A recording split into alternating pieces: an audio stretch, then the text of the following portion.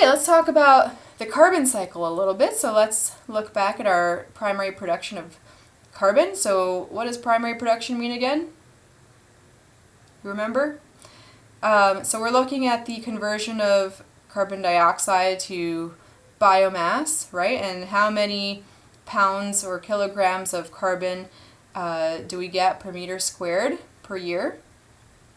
So we see that the Amazon forest is a huge source of primary production on Earth. So that's why it's kind of important for that forest to stay there. So we continue taking in CO2 from the atmosphere and converting it to biomass. Also because we've been contributing a lot more CO2 to the atmosphere through human action. So it's even more important now to have a large amount of primary production happening where we can take that CO2 out of the air that we've been putting it into by driving cars and by by industrial mechanisms. So we need these plants to remove the carbon that we're putting there in the first place. So do you remember the carbon cycle? So we have CO2 which is taken up by plants. Primary producers, primary consumers, and secondary consumers are going to take those sources of carbon and turn carbon, for the plant, for example, cellulose, into fat molecules, into protein molecules, into sugar molecules, and that's what the primary consumer is going to be made out of. And then the secondary consumer is going to eat the carbon in the primary consumer and convert that carbon to its own muscles, and so on and so forth. And then when they die, that carbon is going to be decomposed and stay in the ground. And then burning of fossil fuels is, of course, going to be taking sources of carbon from the ground and putting them back into the atmosphere. So when we burn oil, oil is basically a very carbon-rich solution, and we're burning that carbon, and the carbon is going to become CO2, which is going to go into the atmosphere. So here are the effects that humans have had on the carbon cycle. So we've burned fossil fuels, so we've put a lot more CO2 into the atmosphere. We've reduced photosynthesis by cutting down plants and reducing the source of primary production on Earth, and we've increased cellular respiration, so there's a lot more people on Earth in general. So we take in oxygen and blow out CO2, so just by living we're contributing to the CO2 in the atmosphere. So, and where does that carbon come from, right? So if you eat something, right, you eat a plant, you eat meat, you are breaking down those carbon sources and using the energy to live, and then you're also exhaling that carbon. So it's all just going around and coming around, right? It's all the same carbon that's just being moved around. This diagram is telling you how much carbon is in every single element that we just described. So the numbers that are underneath each element here, so underneath the atmosphere, for example, is in gigatons. So there are 750 gigatons of CO2 in the atmosphere. The arrows are showing you how carbon is moving around. So fossil fuels and cement production are contributing that amount to carbon dioxide in the atmosphere. And then we have a lot of other arrows. So we see carbon dioxide move into the water. So when there's photosynthesis in the water or just being dissolved in the water, we see dissolved carbon falling to the bottom of the ocean, right? So there's arrows there going down into the sediments in the ocean. We see arrows from the trees, right, going back and forth. And what else do we have here? Coming out of the soil, so bacteria, things like that. Decomposition releases carbon. Okay, so by burning fossil fuels and burning coal and burning different things, we are contributing to an increase in the amount of carbon dioxide in the atmosphere. So we're moving carbon from the ground, from places where it's been sequestered for millions of years, and we're putting it somewhere else. We're putting it up into the atmosphere when it's being burnt. So let's look at the annual carbon dioxide emissions by world region. So this is from a really nice website, and I put the link in the additional resources at the end of this module.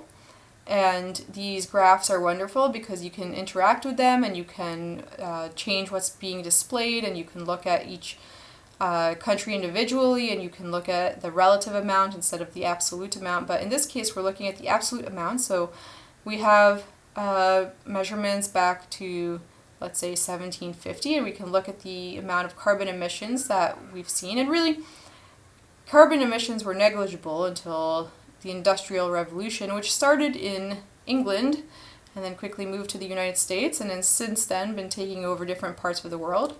And you can kind of see from the graph what parts of the world have been relative newcomers to this Industrial Revolution that has been going on for a while. So more importantly, you can see if we just look at the total amount of carbon emissions of everyone on Earth, we can see that we have increased very, very rapidly very recently. So that just shows you how much carbon we're putting out into the atmosphere on a regular basis. And here are the things that contribute to the carbon emissions. So they're showing you coal, burning oil, gas, making cement. So these are the main sources of the carbon emissions being put into the atmosphere. And what kind of is striking to me is how relatively recent this all is, right? So if we think about the age of the Earth and the age of all of these elements and how long things have been pretty much sustaining the way they are, and then look at the really, really short time scale of time that we're looking at here. So we're really basically looking at 100 years pretty much, and it's kind of astonishing to think about how much these 100 years could change the Earth as it was for, let's say, about 10,000 years, and how much change we are affecting.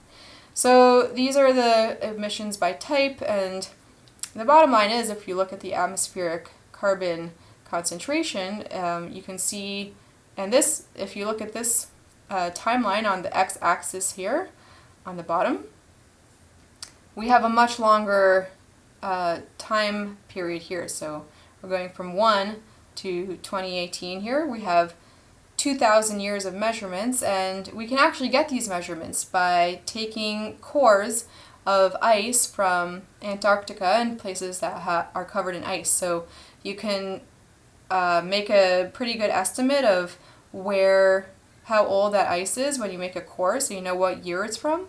And then you measure the dissolved carbon dioxide in that ice, and that tells you about what the atmospheric concentration of carbon dioxide was during that time. And we can see that it was relatively stable at around 280 parts per million for a long time, for about almost 2,000 years. And then more recently, much like those previous graphs we saw where everything went up very rapidly, we went from 280 to about 400 parts per million pretty quickly. So that's an increase of about 30%, which is a pretty significant increase. So what happens is, when we move all of that carbon from underground stores where that carbon is just sitting there to our atmosphere, is we don't let heat out of our Earth as well. So all of that carbon dioxide and other greenhouse gases sit in our atmosphere, and they're not going to let infrared radiation leave as easily. It's going to be reflected back onto Earth, so it's going to make Earth a little bit warmer. And we're going to talk about this in a future module on climate change, so this is just a nice introduction. And in the very beginning of the semester, we talked about experiments that people were doing to look at the effect of having a higher carbon dioxide in the atmosphere, and how that is going to affect trees and other vegetation. So you might think that because trees take in carbon dioxide and convert that to matter, that actually maybe it's a good thing, right? Maybe as we increase the amount of carbon dioxide in the atmosphere, then trees will grow faster as well, and maybe they'll kind of compensate. But this experiment here, which is very similar to the experiment that I showed you in that very first class, and you can go back to the slides in the very first module and look at the slides that I posted about that experiment. They did something similar to what we described. So they took took these different plots and changed the amount of carbon dioxide available in every plot, and then looked at the tree growth. And they followed it for about 15 years, I believe. And they made other nutrients readily available. First they realized that nitrogen was limiting, and then they added back all of the nutrients so that there was nothing limiting, and measured the amount of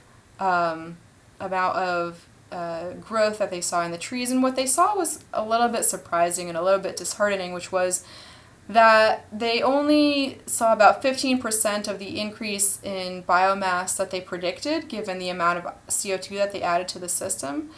And so what that means is that they didn't see really they saw an increase of growth. They saw more biomass in the little huts or the little incubators that had higher CO2, but it wasn't enough to compensate for all of the additional CO2 that was there.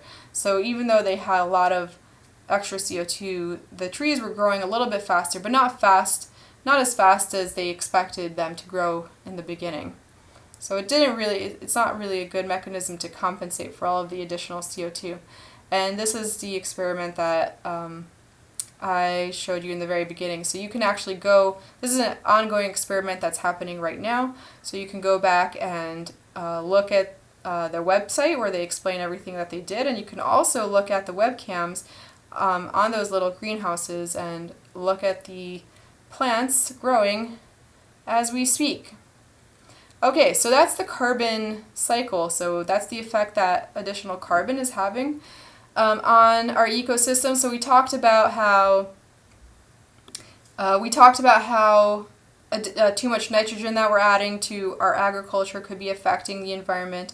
We talked about how too much carbon dioxide in the atmosphere is affecting the environment, right, by warming it up. And some people came around and had a clever idea to use our knowledge of one type of behavior that we see and try to solve the other kind.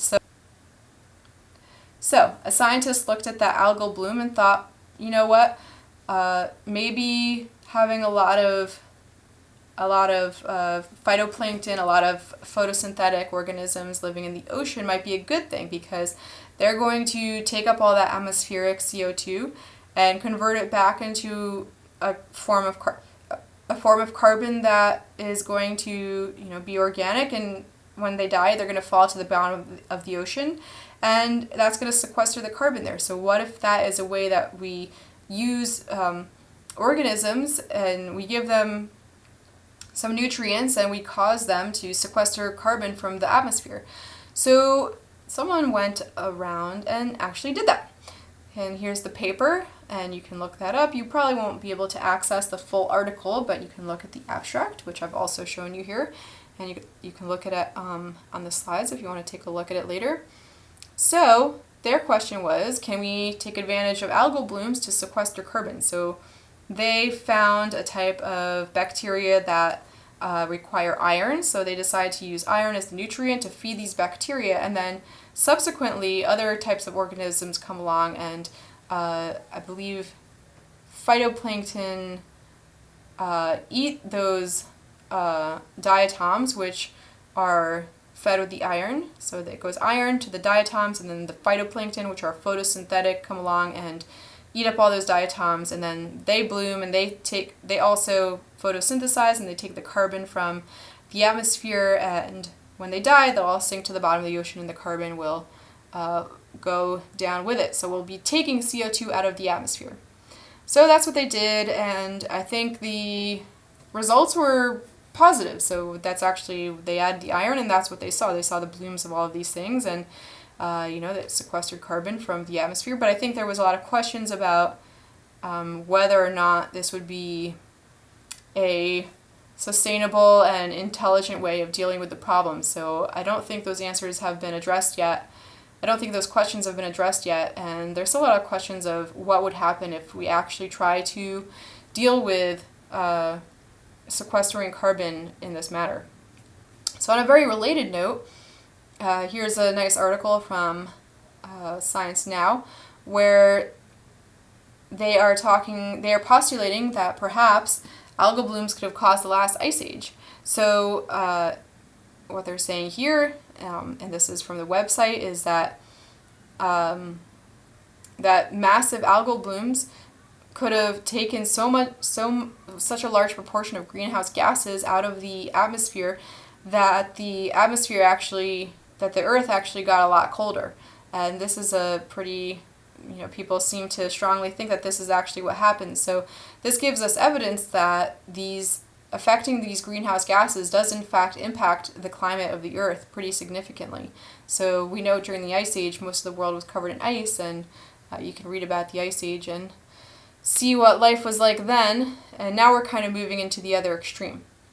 So how do we curtail this massive amount of carbon dioxide that we're putting into the atmosphere? So one thing that you can do as an individual is just to try to improve your methods of transportation, try to reduce the amount of things that generate a lot of carbon emissions. So in this module there's also some calculations that someone's put together of how much carbon emissions a lot of different things cause.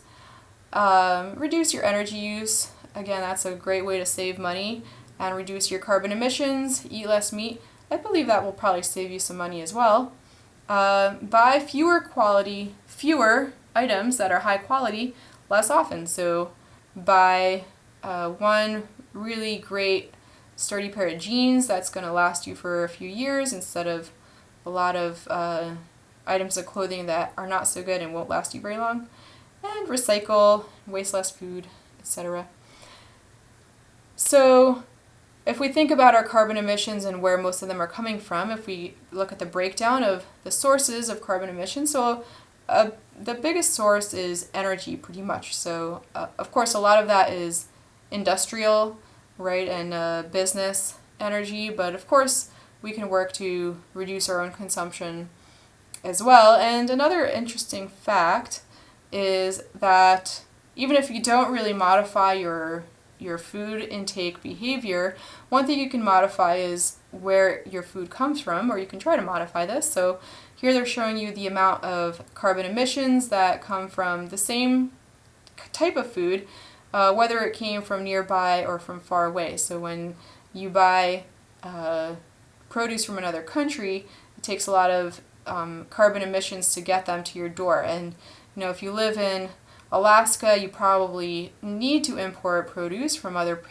areas, but here in beautiful sunny California, a lot of produce is also available locally. So just finding produce that is from nearby sources is a great way for you to get out on a weekend, go to your local's farmer's market, contribute to the local economy of the area where you live, right? You're giving back to your community and you're supporting, financially supporting people nearby, and that's always a good thing to do. And